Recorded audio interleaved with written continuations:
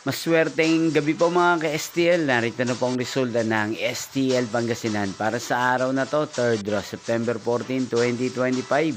Araw ng linggo. Naway ang mga natayahan niyo po mga numero kanina ay manalo nawa ngayong gabing ito. 8:45 PM. Kaya't kunin niyo na po ang inyong mga ticket. Narito na po ang resulta.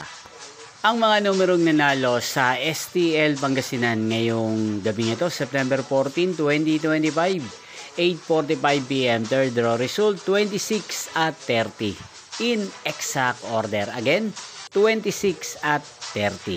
At ngayong gabing ito sa STL Pangasinan, natin pong i-shoutout si Ate Teresita ng Pangasinan na lagi pong nanonood sa channel na to.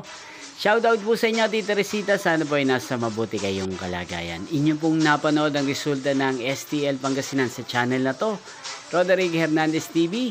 Maraming salamat po sa patuloy niyo pong pagsuporta sa aking channel. Magkita-kita pong muli tayo bukas ng alas 12 ng tanghali. Thank you for watching.